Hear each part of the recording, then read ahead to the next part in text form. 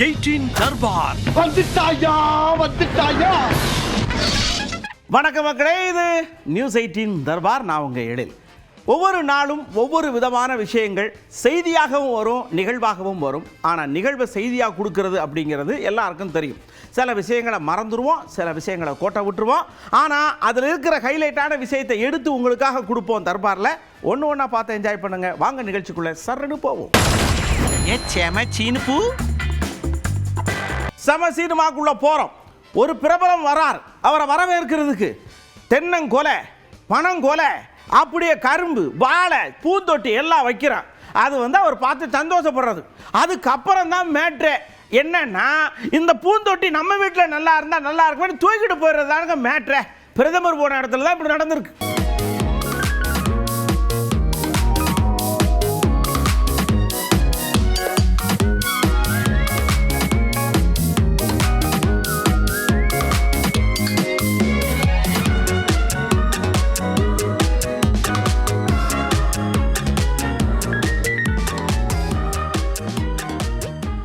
ஒவ்வொரு கொண்டாட்டமும் ஒவ்வொரு ஹில் ஸ்டேஷனில் இருந்தால் நல்லாயிருக்கும், ஒவ்வொரு கொண்டாட்டமும் ஒவ்வொரு ஏரியாவில் இருந்தால் நல்லா இருக்கும்னு எல்லாரும் மூளையை கசக்கி புளிகிற நேரத்தில் பாண்டிச்சேரியில் இருந்தால் பக்கா பொருத்தமும் நம்மளை சுற்றி இருக்கும்னு சொல்லி எல்லாரும் புது வருஷத்தை பாண்டிச்சேரியில் போய் தூக்கி கொண்டாடுவோம்னு கிளம்பியிருக்காங்க. நீங்கள் எங்கே வரிய?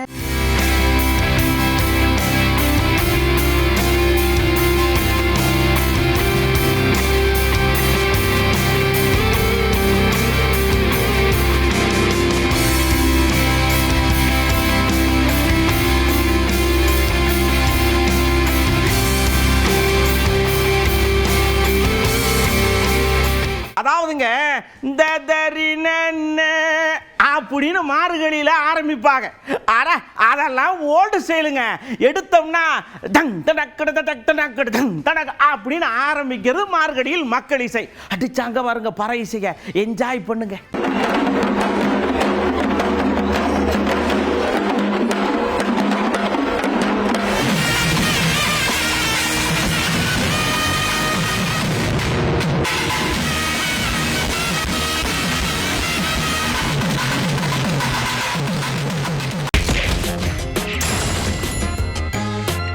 நேரா கவுண்டருக்குள்ள போறோம். ராயபுரத்து அண்ணாச்சி அப்படியே மீசையை முறுக்காத குறையா நின்றுக்கிட்டு 2026 இந்த தமிழ்நாட்டு மக்களுக்கு ஒரு பெரிய விடிவு காலம் இருக்கு. ராக்கெட்டு மாதிரி சர்ன்னு நலத்திட்டங்களை ஏற்றி உங்களை கொண்டே செவ்வாகரத்தில் கொண்டே தள்ள போறோம்ன்ற அளவுக்கு அண்ணாச்சி வீரியமா பேசுறார். இன்னைக்கு தமிழ்நாட்டில் நிலவுகின்ற இந்த எதோச்சதிகார ஆட்சியினுடைய செயல்பாடுகள், குறிப்பாக விவசாயிகள், நெசவாளர்கள், தொழிலாளர்கள், மீனவர்கள், சமுதாயத்தில் ஒடுக்கப்பட்ட மக்கள் ஆதரவுக்கு எதிரான அந்த வன்கொடுமைகள், தொழில்துறையில் மிகவும் பின்தங்கிய ஒரு சூழ்நிலை, அது ஒரு ஊழல், லஞ்சம், இதான் தலைவிரித்தாடுது. தமிழ்நாடே போதை கலாச்சாரத்தில் ஊறிருக்கு. இதெல்லாம் பிரதிபலிக்கின்ற வகையில் கண்டிப்பாக தேர்தல் அறிக்கை பொறுத்தவரை இருக்கும். தமிழ்நாடு ஒரு வளர்ச்சி கொண்டு போற அளவுக்கு, அதாவது ஒரு பொருளாதார வளர்ச்சின்னும் போது இந்த 5 வருஷத்துல 3 மாசம் 5 வருஷம் ஆயிப்போகுது. இந்த 3 மாசம் கோபாலபுரம் குடும்பம் தான் பொருளாதார வளர்ச்சி அடைஞ்சிருக்கு. அதாவதுங்க அட்மினை வச்சு அட்ராசிட்டி பண்ணிட்டு இருந்தவர் திடீர்னு ஹீரோவா மாறினார்ல. அவர் சொல்றாரு, இந்துக்களினுடைய அப்படியே உணர்வுகளை எல்லாம் ஒன்று சொட்டி அறநிலையத்துறை இருந்து அப்படி தூர போட்டு தன்மானத்தோடும் தன் உணர்ச்சியோடும் இருக்கிறதுக்கு நிறைய விஷயங்களை பண்ணியிருக்கோம்னு நம்ம கந்தன்மலை ஹீரோ ஐயா பொங்குறாருல வேலை வச்சுக்கிட்டு. நான் கேட்கிறேன், எந்த இஸ்லாமிய சகோதரர் முருகன் பேர் வச்சிருக்காருன்னு நீ அவங்க பின்னாடி நிற்கிற? இது கொஸ்டின் வருது இல்ல. மிகப்பெரிய அழிவு சக்தி இந்த சமுதாயத்தில் இருக்கின்ற தீய சக்தி இந்த திருமாவளவன். நாங்கள் எந்த கிறிஸ்தவர் சமுதாயத்தை சேர்ந்தவர் முருகன் பேர் வச்சிருக்காங்க, அவங்க பின்னாடி போய் நிற்கிறீங்க. ஆகவே இந்த தமிழகத்தில் இந்த திராவிடியன் ஸ்டாக்னு சொல்லக்கூடிய ஹிந்து விரோத தீய சக்திகளை வருகின்ற தேர்தலில் நாம் அரசியல் களத்திலிருந்தே அப்புறப்படுத்தலைன்னா ஹிந்து சமுதாயத்தினர் கௌரவமாக வாழ முடியாது அப்படிங்கிறது தெரியுது. 26 தேர்தலில் மாற்றம் தேசிய ஜனநாயக கூட்டணி ஆட்சிக்கு வந்ததும் இந்த HRNC கலைக்கப்படும். ஏயா மீசையை வச்சுட்டா சர்றன் டயலாக்கா பேசுவீடா? இப்போ என்ன வந்து போச்சுங்க? இந்துக்களுக்கு என்ன குறை இருக்குது? எல்லாம் டாப் கியரில் போய்கிட்டு தானே இருக்குது. ஏன் கடன்னு வந்துட்டா உடனே ஹீரோயிசம் பொத்துக்கிட்டு வந்துருமான்ற அளவுக்கு நம்ம முதல்வர் ஐயா கேள்வி கேட்காக கந்தன்மலையிலிருந்து பதில் வரும். எந்த துறை எடுத்துக்கிட்டாலும் சாதனைகள். ஒன்றிய அரசு வெளியிடக்கூடிய தரவரிசை எல்லாத்திலையும் நம்பர் 1 ரேங்க் நம்ம தான். உலக அளவிலான விருதுகள் நெஞ்சை நிமிர்த்தி காலை தூக்கி நடக்கிற மாதிரி தமிழ்நாடு இன்றைக்கு முன்னேறிக்கிட்டு இருக்கு. நான் கேட்கிறேன், இதுல 5% ஆவது அதிமுக ஆட்சி காலத்தில் நடந்ததா? அவங்களால சொல்ல முடியுமா? இது என்னுடைய ஓபன் சேலஞ்ச். தைரியம் இருந்தா சொல்லுங்க, 5% சொல்லுங்க. 10 ஆண்டு அதிமுக ஆட்சியில பாழ் போன தமிழ்நாடு திராவிட மாடலுடைய 4 ஆண்டுல துள்ளி குதிச்சு இன்னைக்கு எழுந்திருக்கு. இனி எப்போதும் ஏறுமுகம்தான். ஒன்றிய அரசோட வஞ்சகத்தை மீறி அவங்களுடைய உதவி இல்லாமலேயே இன்னும் சொல்ல போனா தமிழ்நாடு வளரவே கூடாதுன்னு அவங்க போடுகிற ஸ்பீட் பிரேக்கரை எல்லாம் தாண்டி தான் இந்த இடத்துல நம்ம நிக்கிறோம். ஆனா இது எதையுமே பார்க்க மாட்டோம், செய்திகளை படிக்க மாட்டோம், உண்மையை பேச மாட்டோம், தமிழ்நாட்டு சாதனைகளை பற்றி வாய் திறக்க மாட்டோம்னு சிலர் தமிழ்நாட்டில் இருக்காங்க. அவங்களுக்கு நான் சொல்றது, நீங்க இப்படியே கண்ணை மூடிக்கிட்டே இருங்க, நாங்க அடிச்சு தூள் கிளப்பிட்டு போயிட்டே இருக்கோம். திராவிட மாடல் அரசின் சாதனைகளுக்கு மகுடமா 2026 தேர்தலில் மக்கள் அளிக்கக்கூடிய தீர்ப்பு தான். உங்களுக்கான ரியாலிட்டி செக்கா இருக்கும். அப்படியே ஐயா நான் சினிமாவில் டயலாக் பேசும்போது மூச்சு வாங்கல ஐயா, ஆனால் கம்பேர் பண்ணும்போது வாங்குது, மேலேயும் வாங்குது கீழேயும் வாங்குதுங்காரு.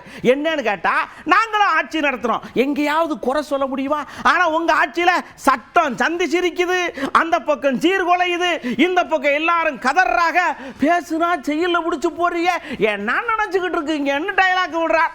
வளர்ச்சி நிறைந்த ஒரு இந்தியா என்றால் பாஜக ஆளக்கூடிய மாநிலங்களில் வேற ஒரு இந்தியா இருக்கு. வறுமை, மத வன்முறை, கும்பல் படுகொலைகள், கல்வியை கெடுக்கக்கூடிய முயற்சிகள், வேலை வாய்ப்பின்மை, இதுதான் பாஜகவோட இந்தியா. கிறிஸ்துமஸ் அன்னைக்கு கூட மாற்றுத்திறனாளிகளை, குழந்தைகளையும் தாக்கக்கூடிய மோசமான சூழலை பாஜக அரசு உருவாக்கி இருக்கு. இந்த மாடலை தான் தமிழ்நாட்டிலையும் கொண்டு வரணும்னு பார்க்கறாங்க. ஆனா நம்ம மக்கள் ரொம்ப உஷார். திருப்பரங்குன்ற தர்கா கொடியை முருக பக்தர்கள் வணங்குறாங்க.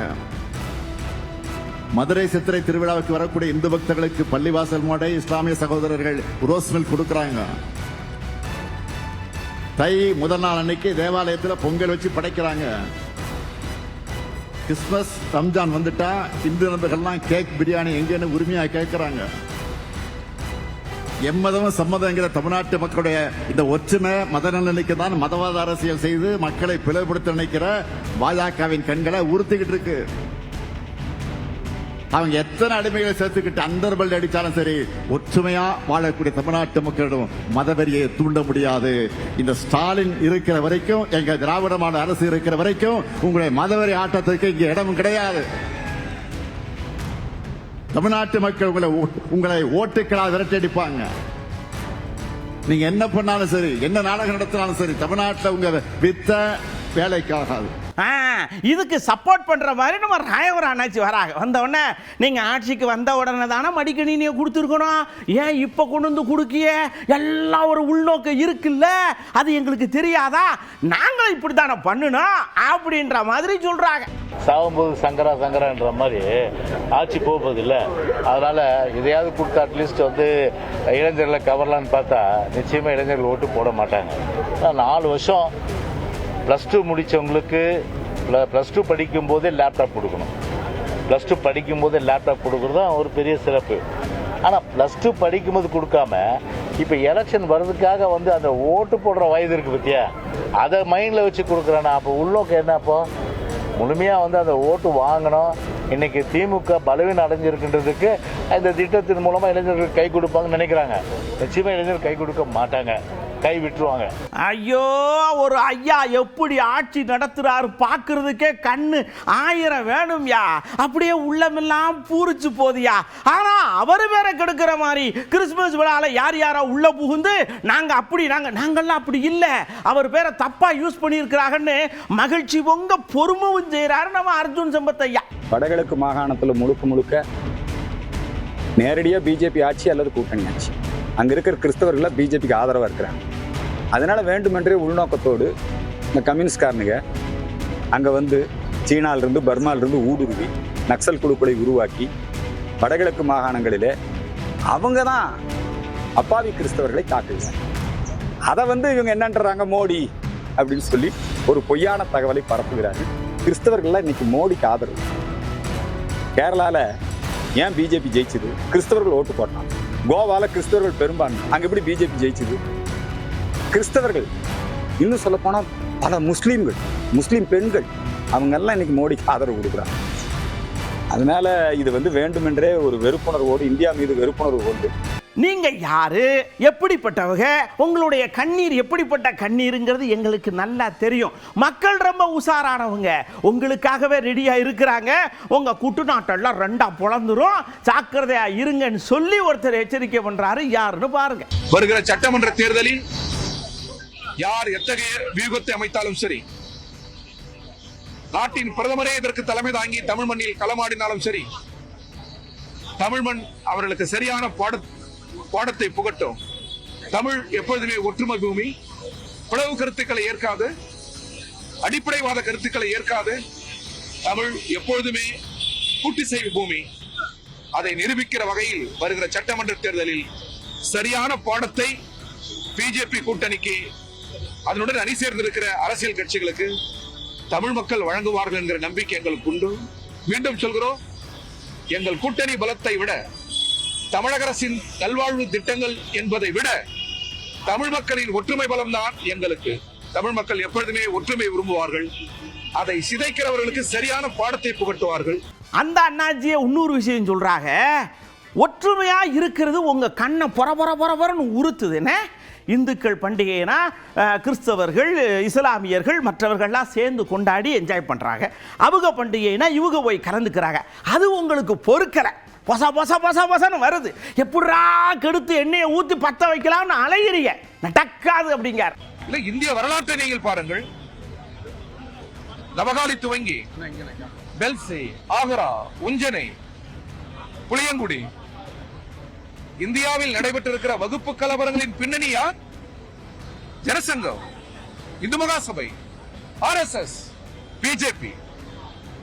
எனவேதான் நாம் சொல்கிறோம், இந்திய அரசியல் சாசனத்தை, நாடாளுமன்ற ஜனநாயகத்தை வகுப்புவாத பதற்றம் என்பது சுற்றி வளைக்கிறது. இந்த கருத்தியல் யாருடைய கருத்தியல்? RSS, பிஜேபி கருத்தியல். நாம் இப்படி சொன்னால் உடனே இந்து மதத்தின் பின்னால் போய் நிற்கிறார்கள். இந்து மதத்தை நாங்கள் எதிர்க்கவில்லை, வழிபாட்டையோ திருவிழாக்களை நாங்கள் எதிர்க்கவில்லை. இந்துக்கள் எப்பொழுதும் போல் இந்தியாவிலே அதிகமான ஆலயங்களை கொண்டு வழிபாடு செய்கிறார்கள். இந்துக்களுக்கும் இந்த வழிபாட்டு முறைக்கும் எந்த தீங்கும் இல்லை தமிழ் மண்ணில். தமிழக அரசு அதை பாதுகாத்து நிற்கிறது. தமிழக முதல்வர் அதை பாதுகாத்து நிற்கிறார். எனவே இங்கே பதற்ற அரசியலுக்கு எந்த காரணமும் இல்லை. அவர்கள் தனிமைப்படுத்தப்படுவார்கள், தோற்கடிக்கப்படுவார்கள். அந்த அந்நியாருக்காக அவங்க எவ்வளவு கதறதாக, பாவம் இல்லையா? இப்படி பண்ணலாமா? 6 சீட்டு நீங்க வாட்டுக்கு எழுதி விட்டீங்க. ஆனா எனக்கு டவுட் என்னமோ திமுக மேலதான். அவங்க தான் இந்த மாதிரி ஏதாவது எழுதி விட்டுட்டு அவங்கள பாவம் புலம்ப விட்டுட்டாங்கன்னு ஜெயக்குமார் அண்ணாச்சி சப்போர்ட்டுக்கு நோட்ஸ் எடுத்துட்டு வரார். இப்போ ஃபீல் பண்ணி பேசினாங்க, அந்த உணர்வு எனக்கு இருக்கு. அது யாராக இருந்தாலும் அது வந்து ஒரு டேமேஜ் பண்ணுற வேலையில் இருந்தால் கண்டிப்பாக வந்து ஏற்றுக்க முடியாத விஷயம். அதனால் வந்து திமுக தான் அது முழுக்க, ஏன்னா அவங்க தான் இந்த வேலையை செய்யுது. இன்டெலிஜென்ஸ் மூலமாகவும், அதே மாதிரி சபரிஷனுடைய பெண் அமைப்புன்னு ஒன்று இருக்குது, அந்த பெண் நிறுவனம், அது மூலமாக இந்த மாதிரி இந்த கதைகளெல்லாம் அவிழ்த்து விட்டு, சோஷியல் மீடியாவில் அவிழ்த்து விட்டு, இந்த மாதிரி வந்து ஒரு கட்சியை டேமேஜ் பண்ணுறது தான் அவங்களோட வேலை. அவங்க விட்ட சாபம் கம்ப்ளீட்டாக வந்து தேமுதிக தான் பொருந்தும். சாரி திமுக தான் பொருந்தும். அப்படியே தாவேகாவுடைய ஒருங்கிணைப்பாளர்ல ஒருத்தர் நம்ம செங்கோட்டை அண்ணாச்சி இருக்காங்க, அவிய வந்தாங்க. இல்ல சேக்குவார் அண்ணாச்சி சொல்றது தப்பு, இவங்க தான் ஏதோ குவாக்குமாக்கு பண்ணியிருக்காங்க, 4 நாளுக்கு வேலை ஆரம்பிச்சுல, இப்போ விளக்கம் கொடுத்தா டவுட் வருமா வராதா, நீங்க அன்னைக்கே சொல்லியிருக்கணும்ல அப்படின்னு செங்கோட்டை அண்ணாச்சி இந்த பக்கம் கொம்ப போடுறார். அப்படி என்றால் அன்றைக்கு அவர் சொல்லி இருக்க வேண்டும். கோயிலோடு பேசுகிற போது அன்றைக்கு இந்த கருத்தை வெளியிட்டிருந்தா நன்றாக இருக்கும். 3 நாட்கள் கழித்து சொல்லப்பான்னு சொல்லியிருக்கார். அதாவதுங்க சுனாமி வந்து கிட்டத்தட்ட 21 வருஷம் ஆகிப்போச்சு. ஏகப்பட்ட சுவடுகள் வடுக்கள் அப்படியே மனசுக்குள்ள ரணமாக இருக்கு. ரீகால் பண்ணுறேன், அங்கே கலைஞர் ஐயா ஏகப்பட்ட விஷயம் சொல்கிறாங்க, மற்றவங்க யாரும் பண்ணலை. அதை ரீகால் நீங்கள் பண்ணுங்க, உங்களுக்கே புரியும்னு சொல்றது யார் தெரியுமா? நம்ம ராசா ஐயா. ஆளுங்கட்சியாக இருந்த அந்த இயக்கத்திலே அமைச்சர்கள் வெளியே வரவில்லை.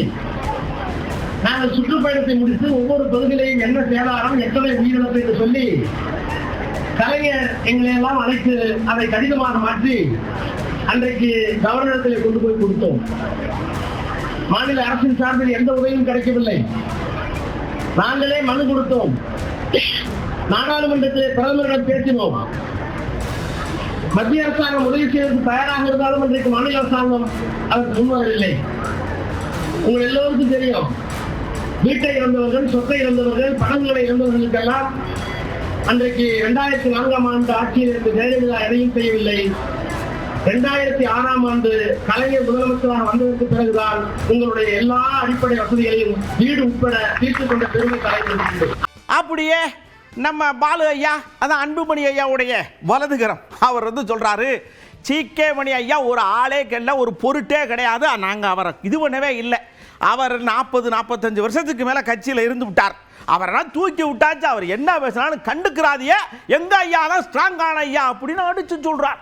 பாட்டாளி மக்கள் கட்சியின் இருந்து அன்புமணி ராமதாஸ் அவர்கள் திரு ஜி.கே. மணி அவர்களை நீக்கி இருப்பது என்பது ஒட்டுமொத்த பாட்டாளி மக்கள் கட்சியினர் வரவேற்கக்கூடிய ஒரு நல்ல முடிவு. அதற்காக கட்சியினுடைய தலைவர் மருத்துவர் அன்புமணி ராமதாஸ் அவர்களுக்கு இந்த நேரத்தில் நாங்கள் நன்றி தெரிவித்துக் கொள்கிறோம்.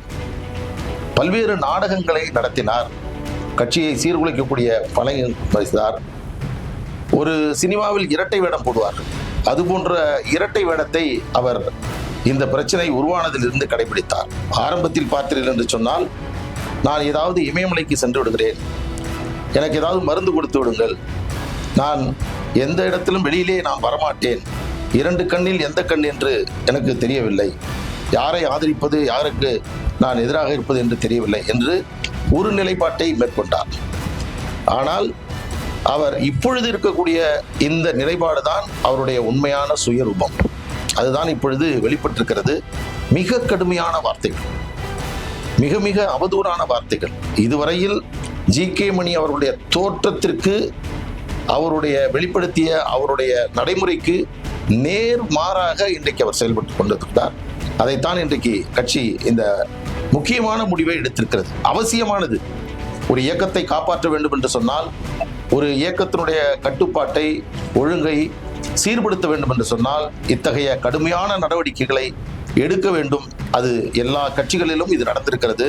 அந்த வகையில் பாட்டாளி மக்கள் கட்சி ஒரு நல்ல முடிவை, ஒரு முக்கியமான முடிவை இன்றைக்கு எடுத்திருக்கிறது. அதன் மூலமாக எங்கள் கட்சி இன்றைக்கு புனிதம் அடைந்திருக்கிறது. அப்படியே ஜி.கே. மணி ஐயா விரக்தியான ஒரு சிரிப்பை வெளிப்படுத்துகிறார். என்னங்கய்யான்னு கேட்டா, ஐயா இந்த கட்சி ஆரம்பிச்சதுலேருந்து ஐயா கூட நான் நிழலாக பின்தொடர்றேன். ஐயா பேச்சுக்கு மறு பேச்சு பேசினதில்லை, ஆனால் என்னையா இவங்க வளர்த்து விட்டாங்களாம், என்னத்தை பண்ணுறது, போங்க போங்க அப்படின்னு விரக்தியாக பேசுகிறார். மருத்துவரையா கூட 46வது வருஷம் பயணிக்கிறேன், 25 வருஷம் கட்சி தலைவராக இருக்கிறேன். அப்புறம் இப்படி ஒரு செய்தி வருதுன்னா இது சிரிக்கிறதா, நகைக்கிறதா, அநாகரிகமா, இது என்னன்னு சொல்றதுன்னு தெரியல. ஒரு மனித நேயம் உள்ள, ஒரு மனித பண்புள்ள மனுஷங்களுக்கு இப்படிப்பட்ட சிந்தனை வருமா? சரி, பாட்டாளி மக்கள் கட்சிக்கு மருத்துவரையாங்கிற அடையாளம் சொல்ற நேரத்தில் மருத்துவர் அன்புமணியை கட்சியில் விட்டு நீக்கிட்டேன்னு மருத்துவரையா சொல்லிட்டாரு, அறிக்கையிலையும் கொடுத்தார். அவர் கட்சியில் பொறுப்பணி இல்லை, அடிப்படை உறுப்பினர் கூட இல்லை. இப்போ அடிப்படை உறுப்பினர் இல்லாத ஒருத்தர் எப்படி என்ன போய் கட்சியில் நிற்க முடியும்? அருள கட்சியில் நீக்க முடியும், வேற யாரையாவது நீக்க முடியும். யாருக்கும் எந்த அதிகாரமும் இல்லை.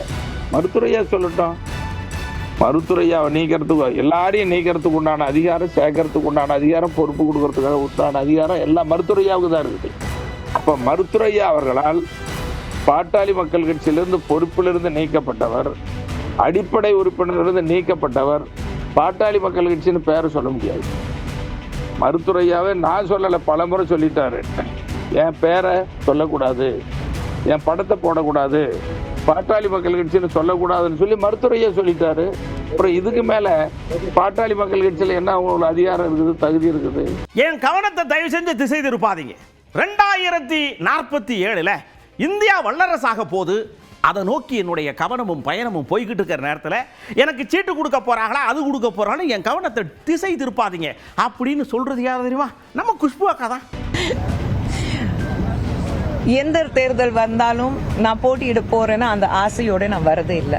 கட்சி என்ன சொல்றாங்களோ, மேல இடத்துல நம்ம தலைவர் மேல் இடத்துல இருக்குது, தலைவர் இல்லைன்னா சொல்றாங்களோ அவங்களுக்கு ஏற்ற மாதிரி தான் நான் வந்து கட்சியில இருக்கேன். தேர்தலில் எனக்கு ஒரு போட்டியிடுறதுக்கு வாய்ப்பு கொடுப்பாங்களா, இல்லை அடுத்தது வேற என்ன பொசிஷன் கொடுப்பாங்க, அந்த எதிர்பார்ப்புகளோடைய நான் பாஜகலே இல்லை. நான் எதிர்பார்ப்புகளோட எல்லாமே கட்சிக்காக. ஏன்னா இன்னைக்கு நம்ம நாட்டோடைய முன்னேற்றம் பார்க்கும்போது 2047 ஒரு விக்சித் பாரத் நூற்றாண்டு விழா நம்ம கொண்டாடும் போது, சுதந்திர தினம் கொண்டாடும் போது ஒரு விக்சித் பாரத் இருக்கணும்னா ஒரு கனவு, அந்த கனவு நிஜமாக்குறதுக்கு எந்த அளவுக்கு எங்களால் பாடுபட முடியும். ஒரு பேசிக் காரியகர்த்தா, பாஜகவுடைய காரியகர்த்தா நான் சொல்றேன், என்னெல்லாம் நாங்கள் கஷ்டப்படணும், என்னால் பாடுபடணும், அதெல்லாம் பண்ணணும், அவ்வளோதான்.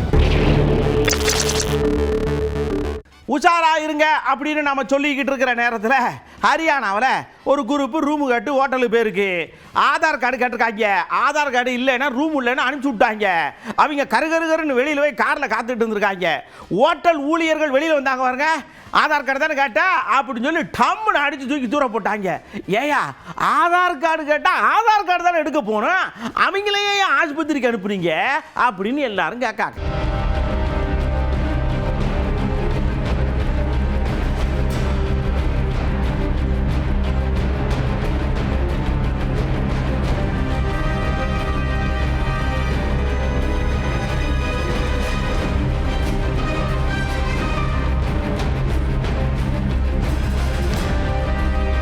அப்புறம் பாருங்க, மத்திய பிரதேசத்தில் கடைகள் கண்ணியெல்லாம் பூரா கொள்ளையடிச்சு விட்டாங்க, துப்பாக்கியை வச்சு அடிச்சு கொண்டிருக்காங்க.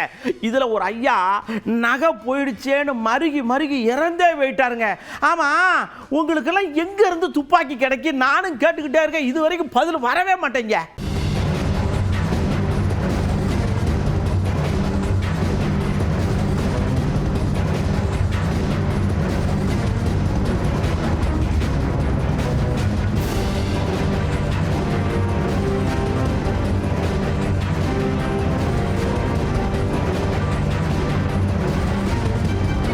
நாங்க இதை தெய்வமாக வணங்குறோம் அப்படின்னு சொல்றாங்க.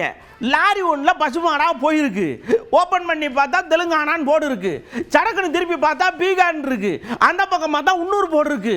ஒவ்வொரு ஸ்டேட்டை தாண்டும் போதும் ஒவ்வொரு போர்டை வச்சு கொண்டு போவாங்க. உங்களுக்கு ஏயா இவ்வளவு தில்லாலங்கடையும் பண்ணி போட்டு எப்படியா இப்படி இருக்கிய?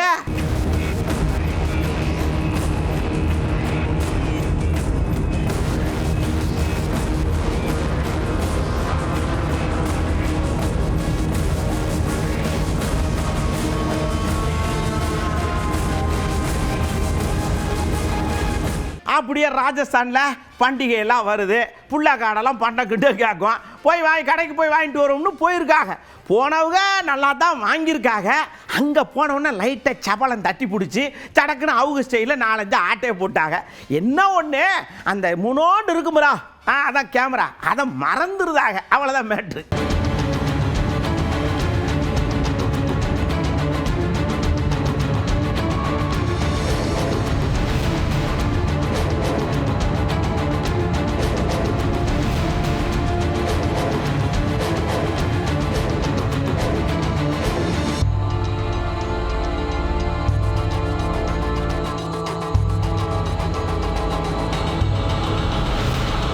இதுவரைக்கும் நம்ம தர்பாரில் பார்த்த எல்லா விஷயங்களும் உங்களுக்கு கண்டிப்பாக பிடிச்சிருந்திருக்கும். பிடித்ததை எடுத்து வச்சுக்கோங்க, பிடிக்காத ஓரமாக வைங்க.